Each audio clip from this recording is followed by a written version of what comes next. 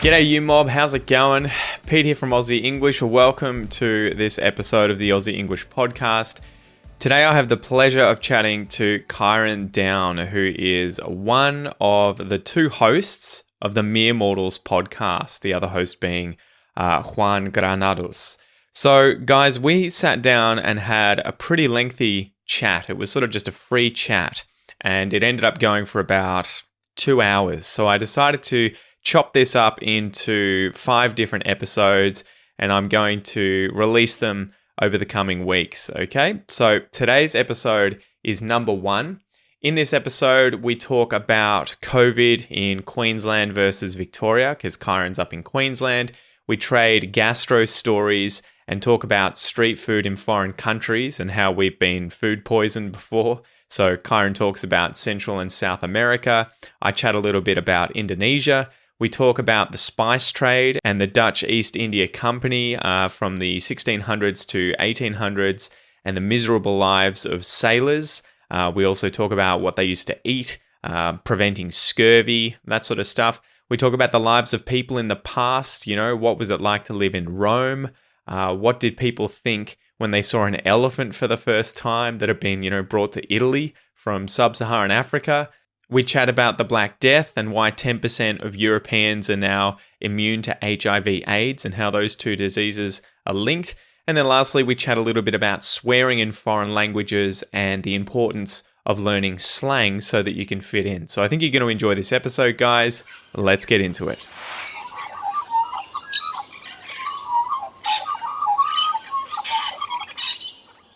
G'day you mob, what's going on? Welcome to this episode of Aussie English. Today I have Kyrin back again. He is the host of the Mere Mortals podcast and we thought we would just shoot the breeze and have a chat. How are you going, Kyrin? I'm great, thanks man. Yeah, definitely shooting the breeze. I'm always up for some of that. So yeah, just perfect timing, man. Just loving the new year, loving life. Everything's good. How are you surviving up in Queensland now that the deluge of COVID cases is upon you, like zombies that have just entered the town, right? Yeah, yeah, that's right.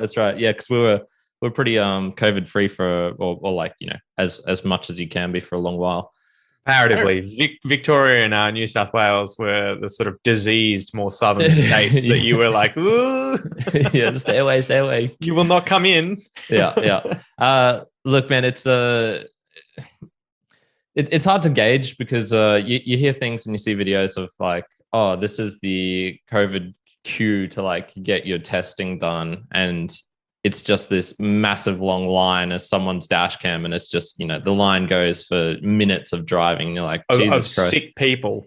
Yeah. Most of whom probably have COVID, right? Yeah. And then now it's I guess it's weird because everyone's starting to think like, get mysterious illnesses. And it's like, okay, is this just us being weirdos and being paranoid? My co-host, for example, Juan, he's been convinced like 3 times in the last year that he's got COVID. And I'm like, oh, probably not, but maybe one of them, maybe one of those times. It's tough. I keep wondering where I'm going to get it because it's just a matter of time, right? Like it'd be like trying to avoid getting the flu or a cold. In the end, I think it's just going to be everywhere. But I keep thinking, is it going to be me that'll be the first in my family? Am I going to get it from daycare? Because someone, that's where are the points in my life where I have the most direct or indirect contact with other human beings? And can I be more diligent there than I would otherwise be? So like when I go to drop my son off at daycare, I think I'd probably alcohol sanitize my hands about 5 times gotcha. After touching all the doors and everything. And that's mainly just to avoid diseases anyway. Because I remember, did I tell you I got gastro the night that my wife went into labor with our second child? No, I didn't know that.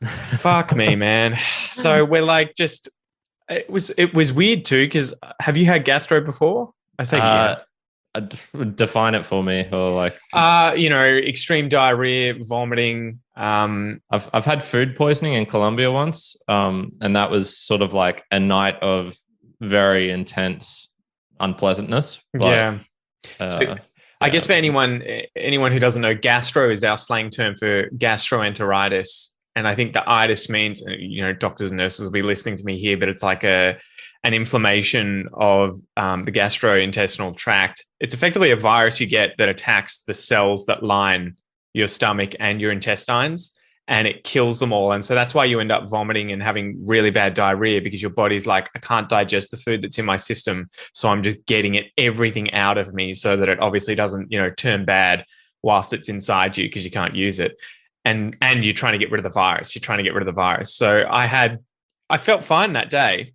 And then in the evening, I'm just like, yeah, it's starting to feel a bit nauseous. Where'd that come from? And it's so funny how it just like turns. Within, I think, an hour, I was just shitting myself and vomiting on the toilet at the same time, and just wishing I wasn't alive. It's like the worst kind of sickness that I've had, at least, is when you get gastro, because you're just like, this is so miserable. And whilst I was like between one of my bouts of going to the bathroom, I was lying in my bed, effectively just watching the fan, just being like, come on, body, just deal with this. Come on, immune system. And my wife's like, I just had a really strong kick. And then was like, oh no, my waters are broken.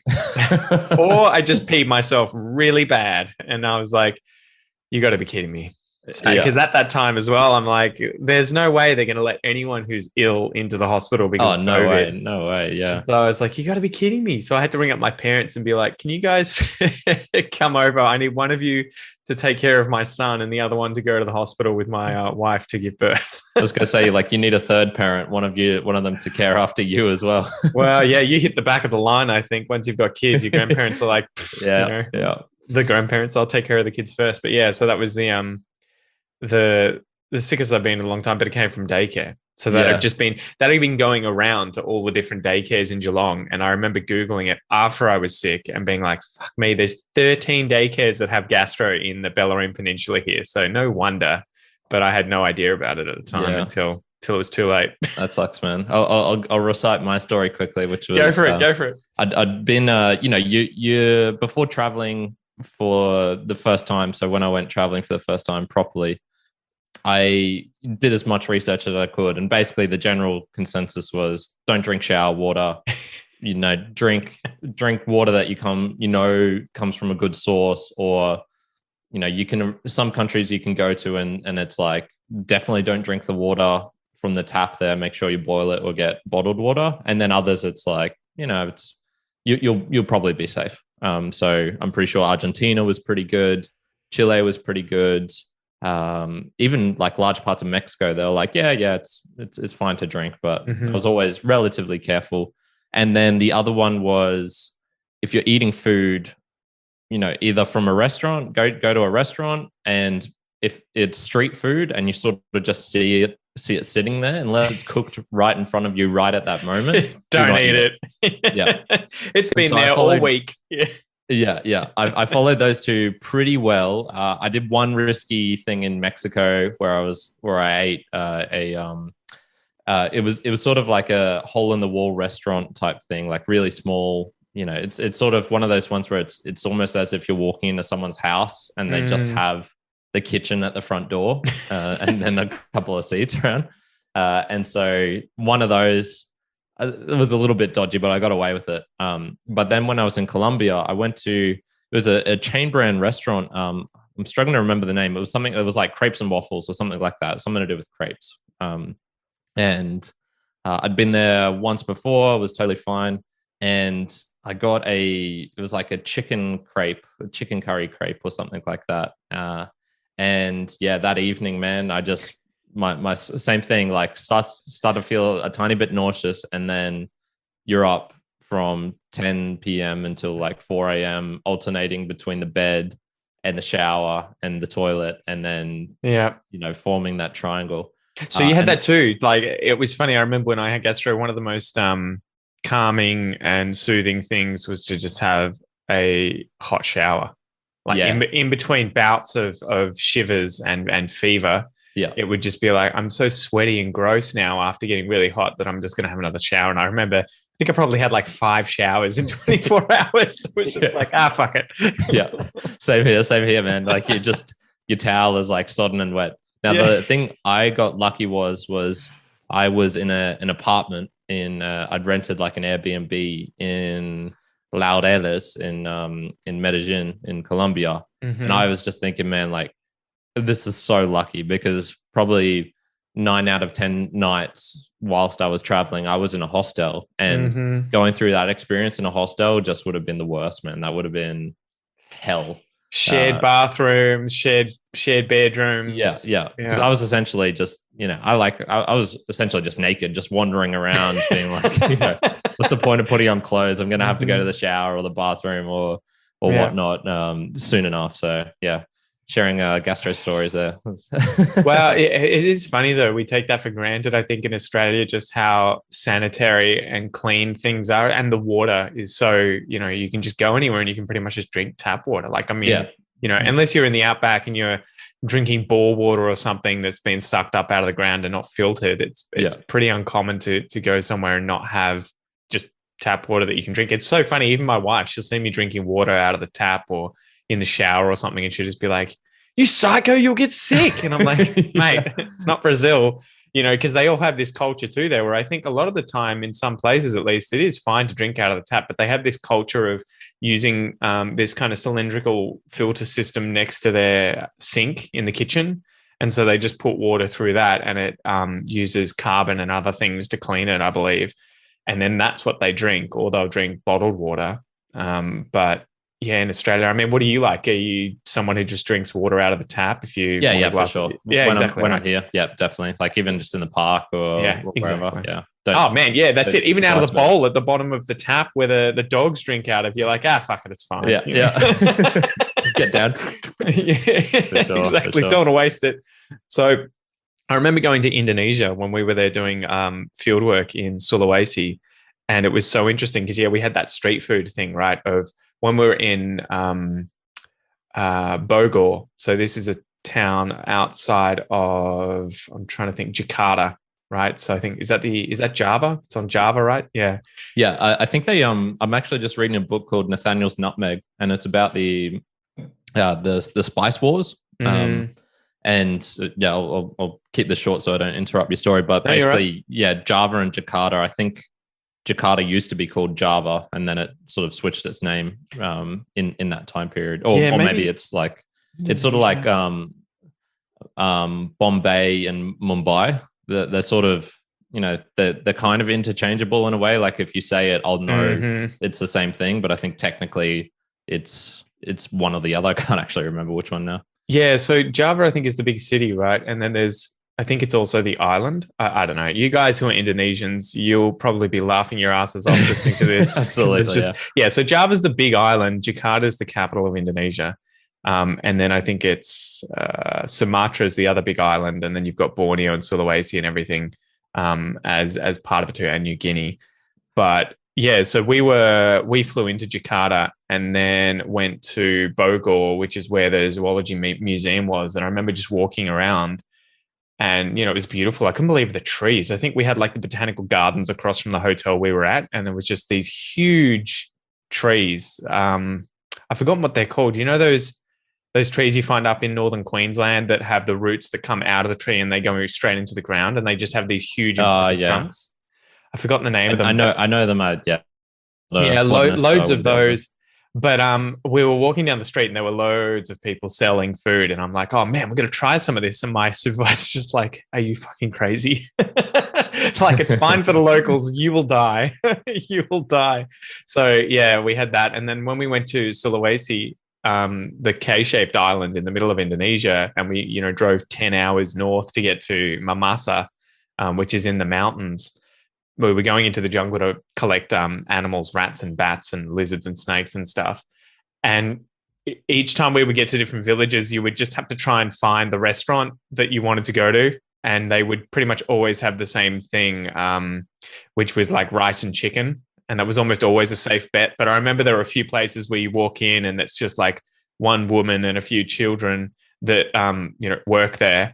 And the food would just be lying out. So it would be like this dead chicken that's been chopped up raw and is sitting there with flies on it. And you would just be like, I don't know if I'm going to roll the dice on this one. Like, I think she's going to be, cooking it fine. It should be all good. But I don't know. I have a feeling that again, this will put me in hospital.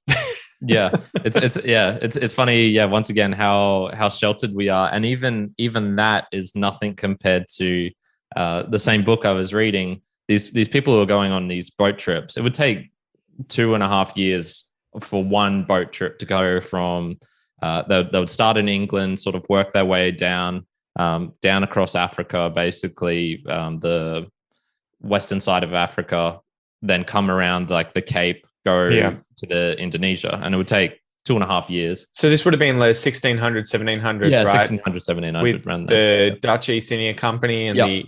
the British one too, taking Yep. on each other. And yeah, they were all throughout Yep. Southeast Asia trying to get spices, as you say. Pretty much, yeah. So it was like nutmeg, cloves, I think maybe ginger as well. Yeah. But particularly nutmeg was one of the big ones, and it could only be gotten in a couple of islands right near Indonesia. I'm not even sure if that's correct nowadays or something.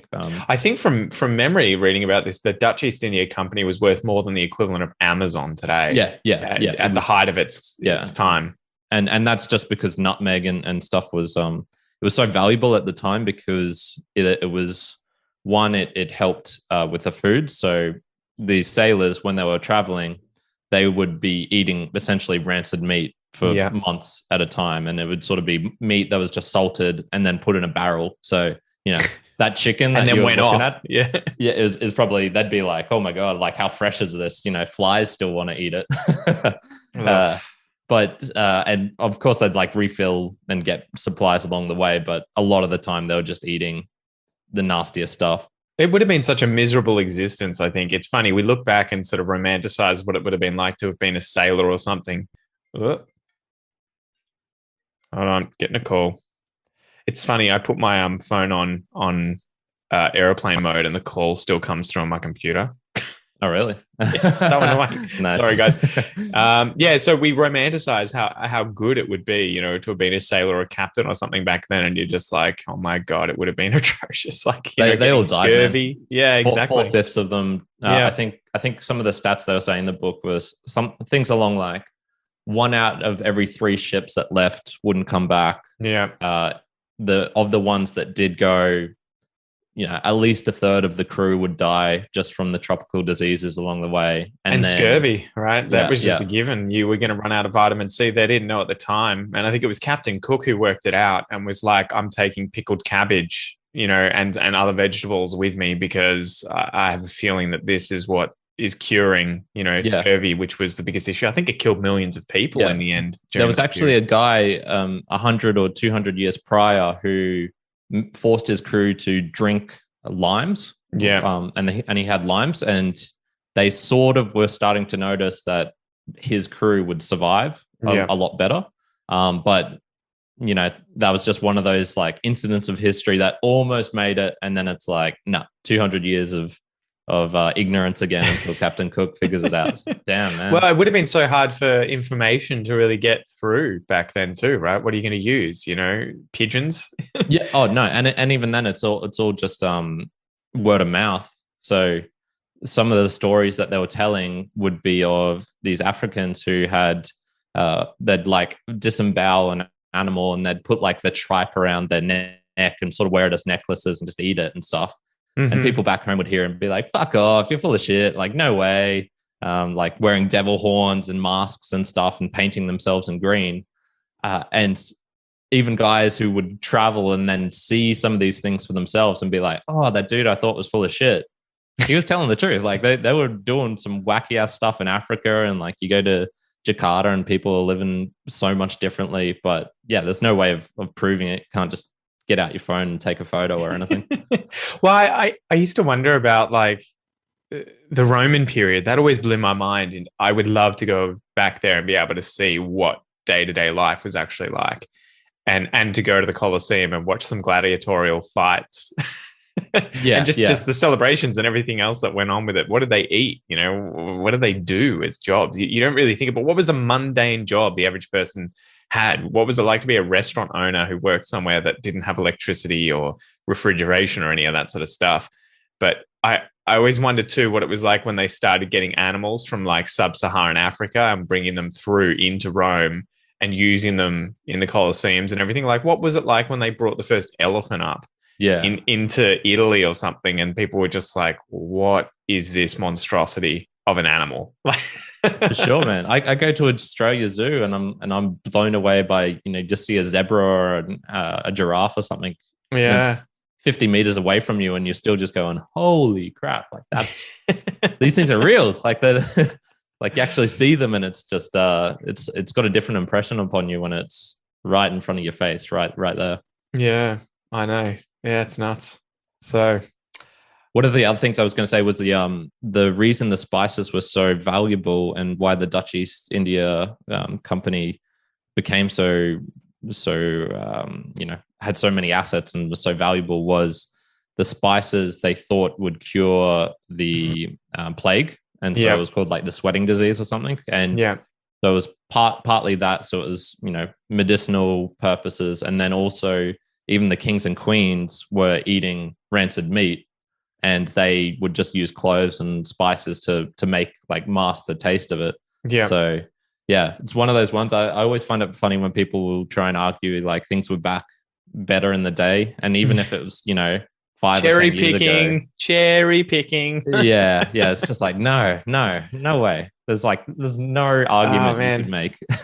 Yeah, well, there are so many interesting things to talk about at this point. I think one thing is, when the plague went through Eastern Europe, and I think it sort of had these explosions a few times throughout our history, but when the big one went through, it killed a third of the entire population, I think, of Europe, right? Like, which is one in 3 and a bit, which is insane to think about. Like, COVID's killing less than 1 in 100, maybe 1 in 1,000 at the moment, around the world after vaccination.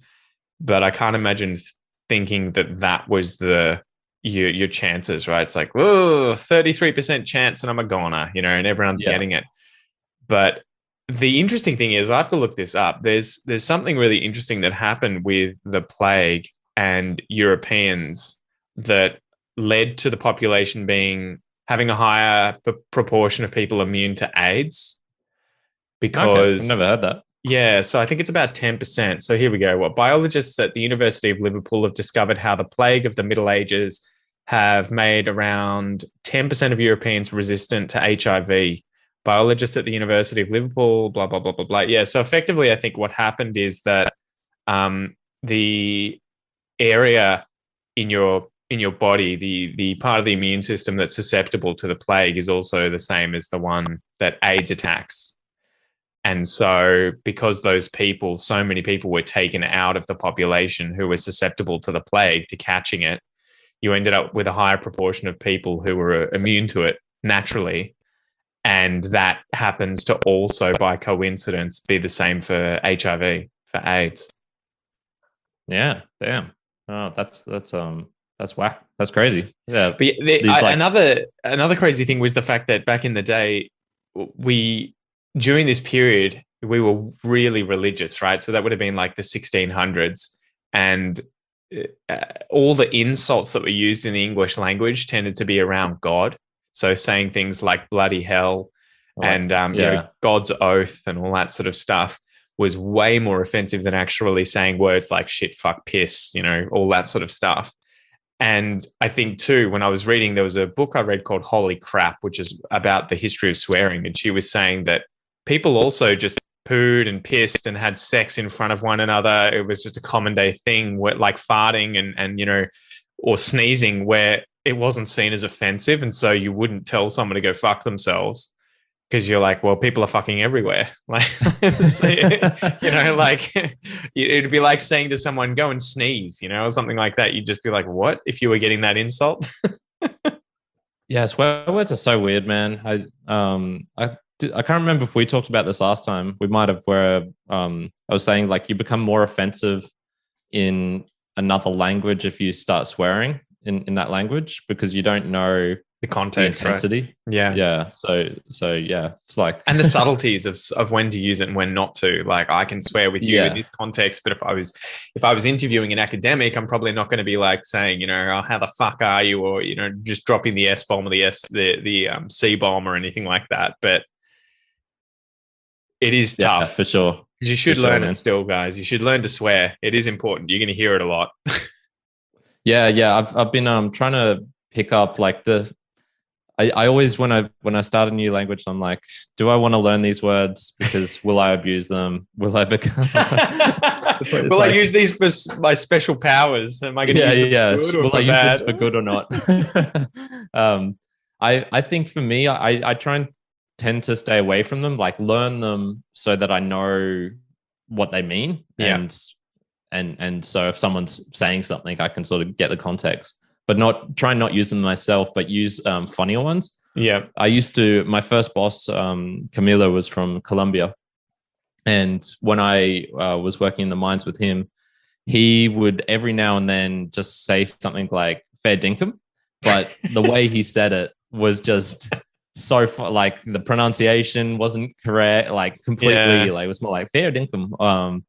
And it was like the showstopper, man. He'd say that and everyone would just piss themselves laughing. It was so like such an Aussie thing to say, but in such a weird way of saying it. But it's funny when that happens, because you wonder if they keep doing it then because it gets a good reaction from people and you kind of end up with these jovial kind of interactions. Definitely. So I prefer to learn things which they might not expect, which is sort of, you can. So one thing in Mexico is they, instead of verdad, which is like the normal word for truth, they use neta. Oh, really? And they like to say, there's like a phrase where you can say la neta del planeta. So it's like the truth of the planet. Rhymes. Yeah. Because it rhymes. And I'd whip that out every now and then instead of saying claro or whatever.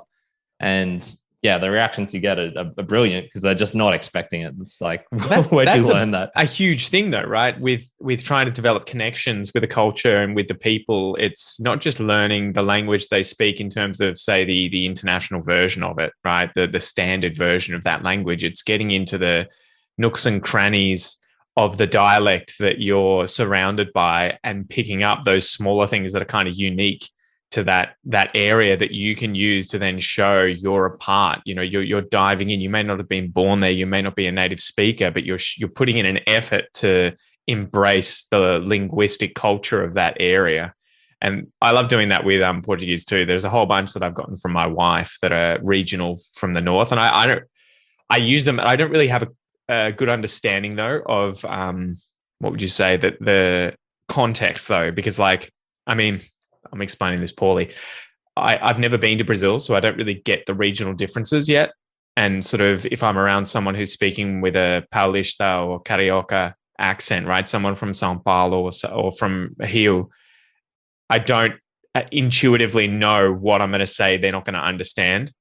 So like if I say something like, oh, éguas, which is a phrase that they would use in the north for like, wow, oh, wow, crazy éguas.